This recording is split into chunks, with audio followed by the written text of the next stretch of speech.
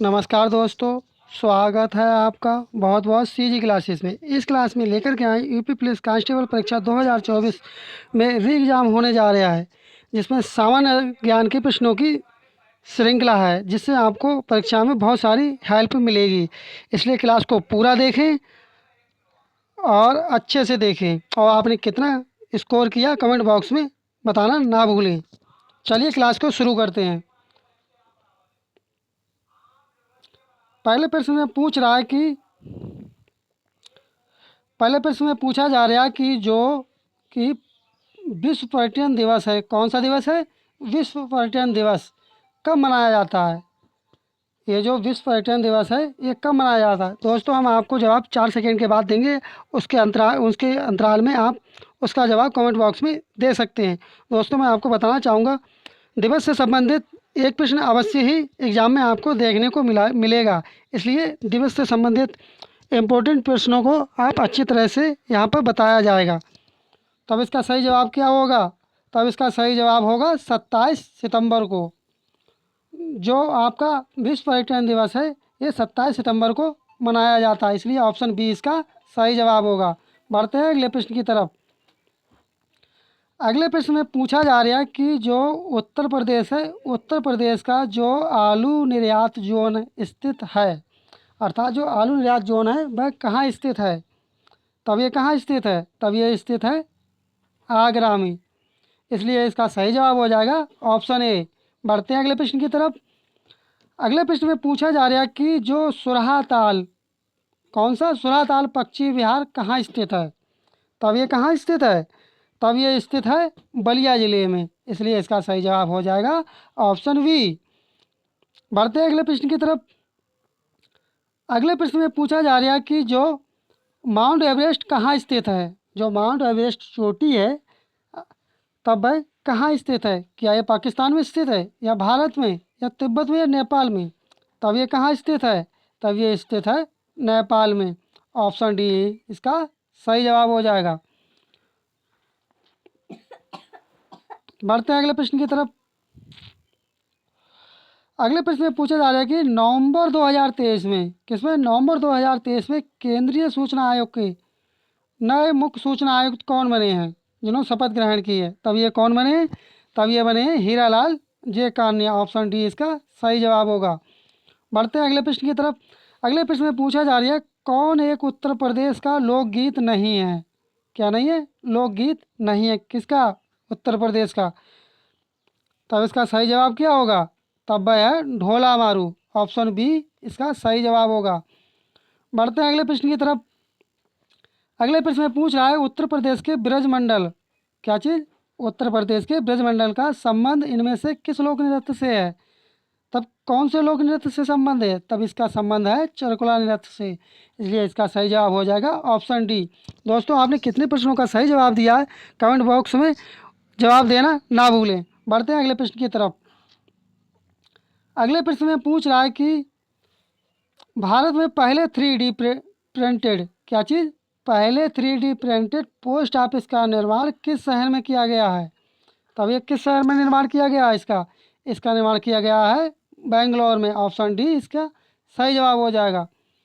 बढ़ते हैं अगले प्रश्न की तरफ। अगले प्रश्न में पूछ रहा है कि जैन साहित्य को क्या कहते हैं? पूछ रहा है कि जैन साहित्य को क्या कहा जाता है? तब ये कहा जाता है आगम, ऑप्शन डी इसका सही जवाब होगा। बढ़ते हैं अगले प्रश्न की तरफ। अगले प्रश्न में पूछ रहा है कि अगस्त 2023 में गृह ज्योति योजना किसने शुरू की? ऐसा कौन सा राज्य है जिसने गृह ज्योति योजना को आरंभ किया है या शुरू किया है? तब ये कौन सा राज्य है? तब इसका सही जवाब हो जाएगा कर्नाटक राज्य, ऑप्शन बी इसका सही जवाब होगा। बढ़ते हैं अगले प्रश्न की तरफ। अगले प्रश्न में पूछा जा रहा है कि दबाव का, किसका? दबाव का यूनिट क्या होगा? दबाव का यूनिट क्या होगा? तब दबाव का यूनिट क्या होगा? तब दबाव का यूनिट होगा ऑप्शन सी पास्कल। बढ़ते हैं अगले प्रश्न की तरफ। अगले प्रश्न में पूछा जा रहा है कि निम्नलिखित शास्त्रीय नृत्य प्रारूपों में से कौन सा उत्तर प्रदेश से संबंधित है? तब उत्तर प्रदेश से कौन सा नृत्य संबंधित है? तब ये संबंधित है कथक। ऑप्शन सी इसका सही जवाब हो जाएगा। बढ़ते हैं अगले प्रश्न की तरफ। अगले प्रश्न में पूछा जा रहा है कि निम्नलिखित में प्रकाश का कौन सा रंग शून्य या वायु के अतिरिक्त एक माध्यम से सबसे तेज गमन करता है? तब वह कौन सा हो जाएगा? तब ये हो जाएगा ऑप्शन ए लाल रंग। ऑप्शन ए लाल रंग। बढ़ते हैं प्रश्न नंबर 52 की तरफ। निम्न में से उत्तर प्रदेश के किस जनपद में कालिंजर का किला स्थित है? कहाँ का कौन सा किला? कालिंजर का किला कहाँ स्थित है? तब ये उत्तर प्रदेश में कहाँ स्थित है? तब ये स्थित है बांदा जिले में। ऑप्शन सी इसका सही जवाब हो जाएगा। बढ़ते हैं अगले प्रश्न की तरफ। अगस्त 2023 में किसने मिस इंडिया इंटरनेशनल 2023 का खिताब जीता है? तब ये किसने जीता है? तब ये जीता है प्रवीणा अंजना ने, इसलिए ऑप्शन सी इसका सही जवाब हो जाएगा। बढ़ते हैं अगले प्रश्न की तरफ। अगले प्रश्न में पूछ रहा है कि भारत के संविधान में सम्मिलित समीवर्ती सूची में किसमें समीवर्ती सूची में किस देश की देन है? तब ये किस देश की देन है? तब ये देन है ऑस्ट्रेलिया की। ऑप्शन बी इसका सही जवाब हो जाएगा। बढ़ते हैं अगले प्रश्न की तरफ। अगले प्रश्न में पूछा जा रहा है कि विश्व वाघ दिवस कब मनाया जाता है? कौन सा दिवस? विश्व वाघ दिवस कब मनाया जाता है? तब ये मनाया जाता है 29 जुलाई को। ऑप्शन डी इसका सही जवाब होगा। बढ़ते हैं अगले प्रश्न की तरफ। अगले प्रश्न में पूछ रहा है कि हथेली में पाई जाने वाली हड्डी का नाम क्या है? जो अपनी हथेली होती है, इसमें जो हड्डी पाई जाती है उसका क्या नाम होता है? तो उसका क्या नाम होता है? तब उसका नाम होता है मेटाकार्पलस। क्या होगा? मेटाकार्पलस। ऑप्शन डी इसका सही जवाब हो जाएगा। बढ़ते हैं अगले प्रश्न की तरफ। अगले प्रश्न में पूछ रहा है कि उत्तर प्रदेश में कृषि श्रम उत्पादकता सर्वाधिक है, तब किस क्षेत्र में सबसे ज़्यादा उत्पादकता है? तब यह है पश्चिमी उत्तर प्रदेश में। किसमें? पश्चिमी उत्तर प्रदेश में। ऑप्शन ए इसका सही जवाब हो जाएगा। बढ़ते हैं अगले प्रश्न की तरफ।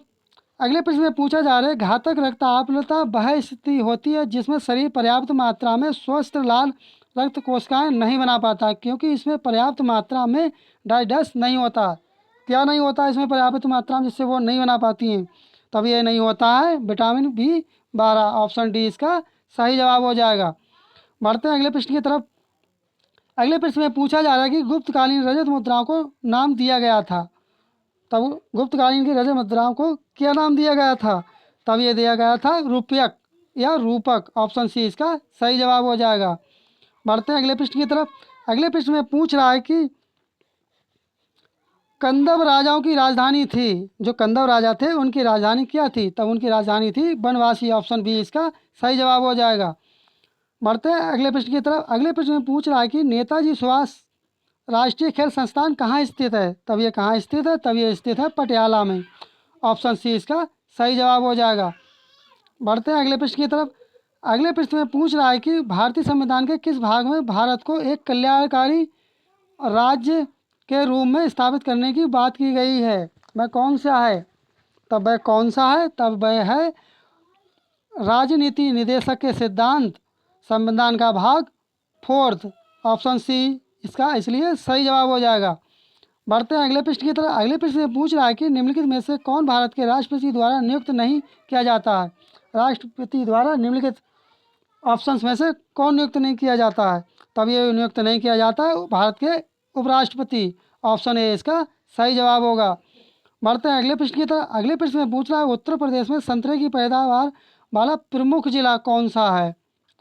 ऐसा कौन सा जिला है उत्तर प्रदेश का जिसमें संतरे की पैदावार सबसे अधिक मात्रा में की जाती है? तब वह कौन सा जिला है? तब वह जिला है सहारनपुर। ऑप्शन सी इसका सही जवाब होगा। बढ़ते हैं अगले प्रश्न की तरफ। निम्न में से कौन राज्य विश्वविद्यालय है? क्या चीज़? निम्न में कौन राज्य विश्वविद्यालय है? तब वह कौन सा है? डॉक्टर राम मनोहर लोहिया राष्ट्रीय विधि विश्वविद्यालय लखनऊ। ऑप्शन डी इसका सही जवाब होगा। दोस्तों आपने कितने प्रश्नों का सही जवाब दिया कमेंट बॉक्स में बताना ना भूलें। और दोस्तों आपने चैनल को सब्सक्राइब ना किया तो चैनल को सब्सक्राइब कर लें, वीडियो को लाइक कर लें और अपने दोस्तों में भी शेयर करें, जिससे उन्हें भी अधिक से अधिक लाभ मिल सके। बढ़ते हैं अगले प्रश्न की तरफ। अगले प्रश्न में पूछ रहा है कि इसके अंतर्गत बिक्री लागत नहीं है। क्या चीज़ नहीं है? बिक्री लागत नहीं है।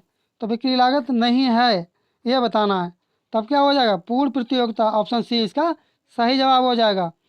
बढ़ते हैं अगले प्रश्न की तरफ। अगले प्रश्न में पूछ रहा है कि अगले प्रश्न में पूछा जा रहा